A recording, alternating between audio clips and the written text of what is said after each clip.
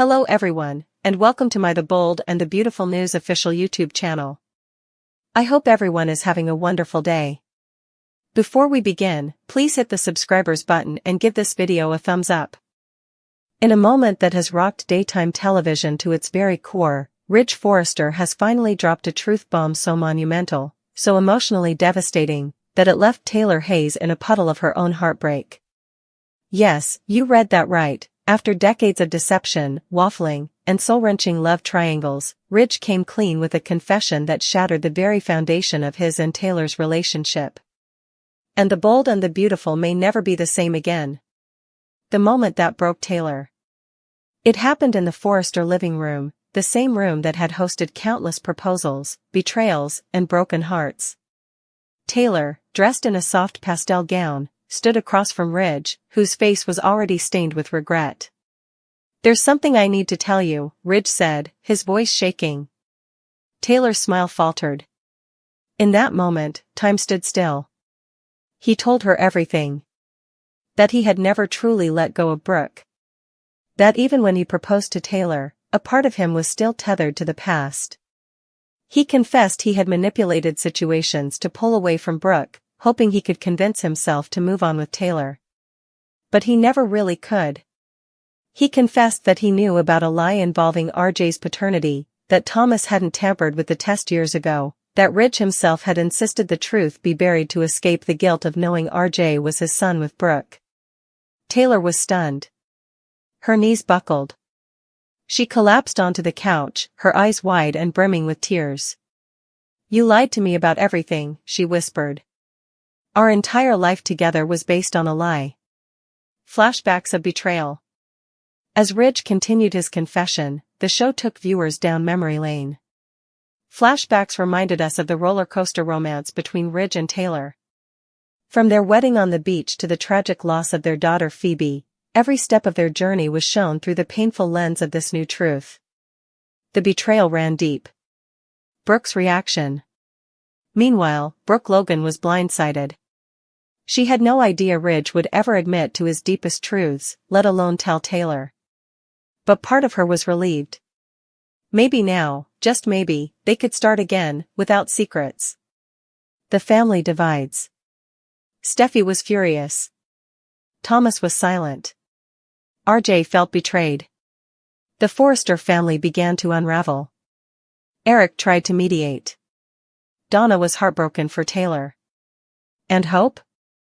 She finally saw Ridge for who he was, a man torn between two worlds, unable to fully commit to either. Taylor's breakdown. Taylor disappeared for days. Rumors swirled that she had left LA for Paris. When she returned, she was a shadow of herself. No makeup. No confidence. Just pain. "I gave him my whole heart," she told Steffi. "And he broke it like it was nothing." The fallout continues. Media outlets picked up the story. Forrester Creations stock dipped. Investors were nervous. The Logan-Forrester rivalry ignited again. Liam and Wyatt took sides. Even Bill Spencer saw an opportunity to strike. A wedding called off. Taylor and Ridge's planned wedding? Cancelled. Taylor returned the ring in a public gesture outside Forrester Creations. Paparazzi swarmed. Ridge stood still, a broken man. Brooke's dilemma. Ridge ran to Brooke, as expected. But this time, she didn't open her arms. "You need to be alone, Ridge. You need to fix yourself before you can love anyone." Taylor rebuilds. Taylor began therapy again. This time as a patient, not a doctor. She leaned on her children. On old friends. Even Jack Marone paid a visit. Slowly, she started to rebuild. What's next? Ridge is alone. Brooke is guarded. Taylor is healing. But on the bold and the beautiful, peace never lasts. Who will make the next move? Who will return? And will Taylor ever trust Ridge again? Bold and the Beautiful sees lunatic Luna Nozawa out for vengeance, and this week she's allured into a trap. And it infuriates her to see that she fell for it. She's going to be running soon. But she could inflict annihilation on her way out of LA. We're going to talk about some of the ways Lisa Yamada may get her vengeance indeed if she's exposed and may go out in a blaze of glory. Luna's crooked vengeance game. Who will be her final target? So, I just do and suppose Lulu Luna is going to go down without taking someone with her. But the question is, who's the target of her final crooked vengeance game? So, right now, Luna's convinced Steffi Forrester is the reason she doesn't have a relationship with her daddy Finn, and she wants to make Steffi pay. But her grandma, Sheila Carter, tried to get Luna to accept the rejection and leave city before she got into trouble. But Luna wasn't having it. And she enough much decided to murder Steffi. She bought a gun from a sketchy dude. Luna got some target practice in with Steffi's picture at the gun range. And Remy Price indeed helped her be a better shooter, which is terrifying. Hayes endanger Luna's plan to punish Steffi, and also, we do'nt see the gun. And also Luna's focus suddenly shifts to her little family, Hayes Forrester. She has this idea of making Steffi feel the pain of being separated from her child. So Luna was lurking outside his summer art academy, drooling with Hayes Forrester, gave him an origami. And Luna indeed made arrangements to educate an assignment there. So it looks like snatching Hayes Forrester to discipline Steffi is still on her to-do list. The setup Finn, Steffi, and the LAPD's honey trap for Luna still. Luna Nozawa is ignorant she's being set up by Finn, Steffi Forrester, Will Spencer, and Electra Forrester with some help from Chief Baker of the LAPD. So they're going to use Will as a bait.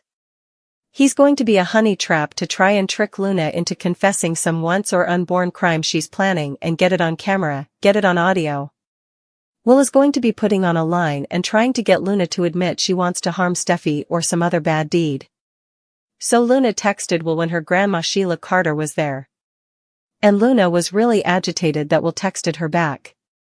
He told Luna that he broke up with Electra and wants to see Luna's tattoos. And of course, she was thrilled and texted Will's address. But Sheila Carter was really surprised by this and is going to give Luna a warning about, doesn't this feel strange?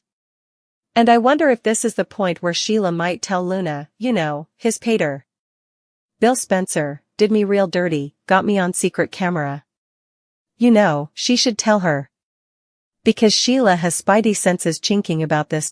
Will's risky move entering Luna's apartment wired so. Will Spencer heads over to Luna Nozawa's apartment, and Deputy Chief Baker was working on a leave. I don't know what grounds they'd use since Luna hasn't broken any laws that anybody knows of. This isn't like Minority Report, that Tom Cruise movie where you can get nabbed for unborn crimes, So, it does feel like Baker gets the leave. Because they're putting a line on Will and transferring it over. His thing is that he thinks this is Bill Spencer's fault for getting her the amnesty. So, Will feels like he needs to clean it up. So, it just reminds me though of that Bill Spencer and Ridge Forrester and FBI thing where they were taping Sheila Carter. And it got thrown out of court, Luna's discovery. Will she leave in a blaze of glory? So Luna Nozawa is thrilled and surprised to hear that Will Spencer broke up with Electra Forrester and showed up for what she hopes is a booty call. And Will is kissing Luna but trying not to take it too far. But also commodities going to shift. Perhaps Will is asking too numerous questions. Or Luna tries to take off his shirt, which can't be. Because he's got the line like taped on there. Anyway, Luna's going to figure out she's been set up and that really triggers her this week. Official B&B spoilers say Sheila Carter's granddaughter is on the run by the end of the week. So, I wonder if she actually said anything to him before she realized what was passing. But I'm just wondering if Luna is going to leave Los Angeles in a blaze of glory and do some bad effects to harm her adversaries on her way out of city. Perhaps.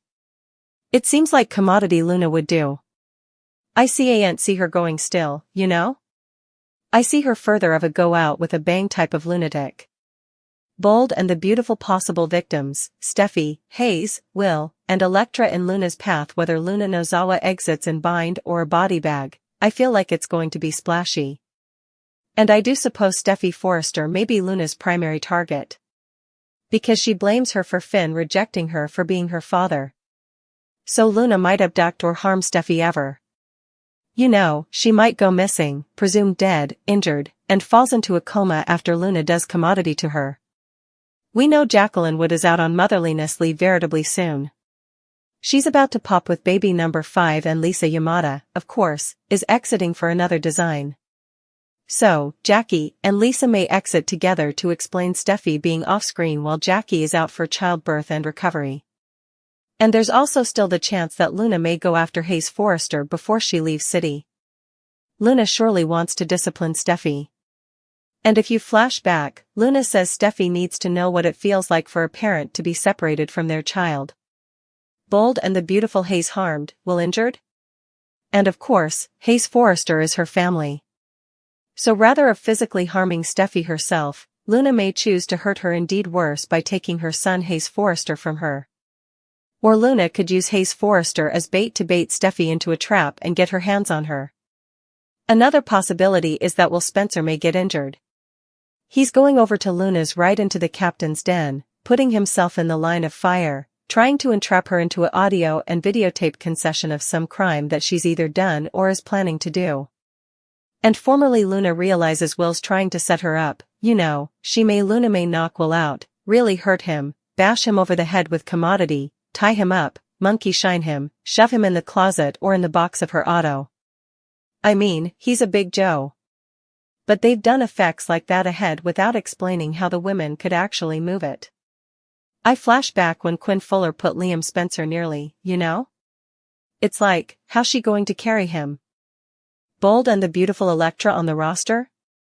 Anyway, perhaps Luna decides to leave city and just take Will on for the lift to discipline him for trying to trick her and to discipline Bill Spencer by taking his son. And there's also the chance Elektra Forrester could be harmed in a final showdown with Luna. B&B spoilers have Elektra icked out seeing Luna each over Will on the retired camera.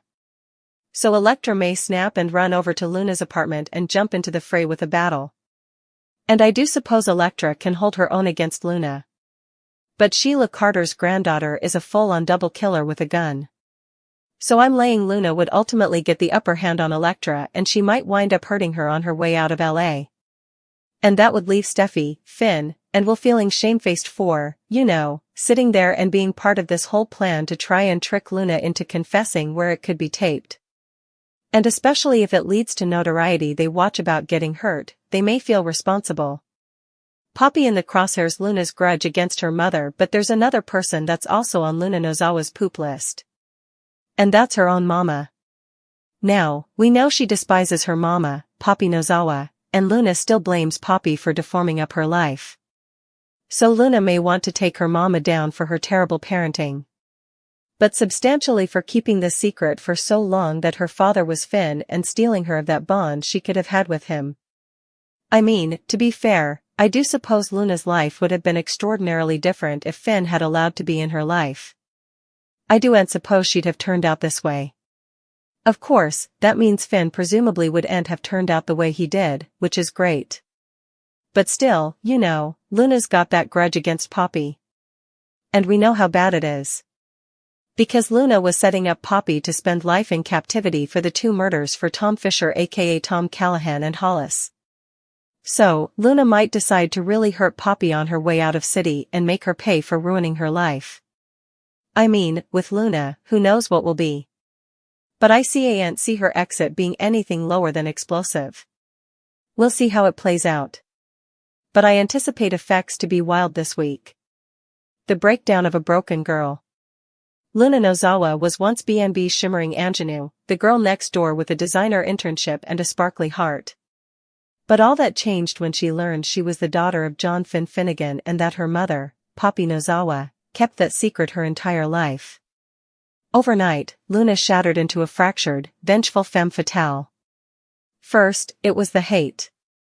Then came the lies. And now? Guns, target practice, and criminal masterminds. We watched Luna spiral from regret into rage, and now she's at the tipping point.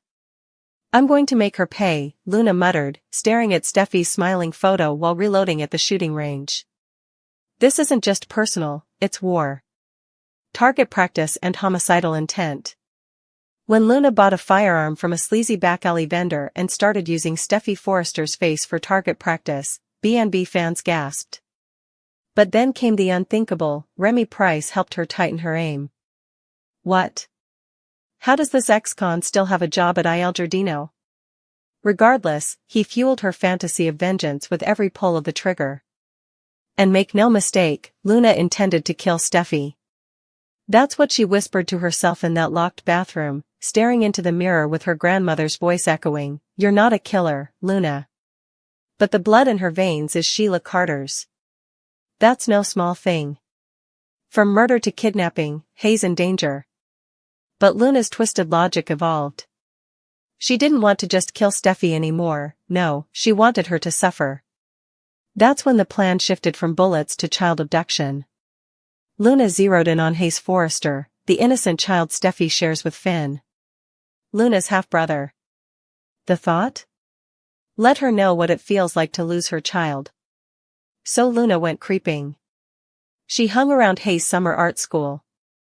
She gave him an origami butterfly, a chilling callback to her fragile mental state. And then? She got a job there. Teaching. Watching. Plotting. Fans? Terrified. Finn, Steffi, and the LAPD set a trap. Meanwhile, Steffi, Finn, Will Spencer, and Electra Forrester teamed up with Deputy Chief Baker in the boldest plan since Sheila's wiretap bust. Their plan? Use Will Spencer as bait, playing on Luna's obsession with him. Will was fitted with a wire, sent into the Lioness Den, aka Luna's apartment, hoping to catch a confession on tape. This was risky. Dangerous. Even Sheila warned Luna that something felt off. "They're baiting you," Sheila whispered. But Luna didn't listen. She was too excited.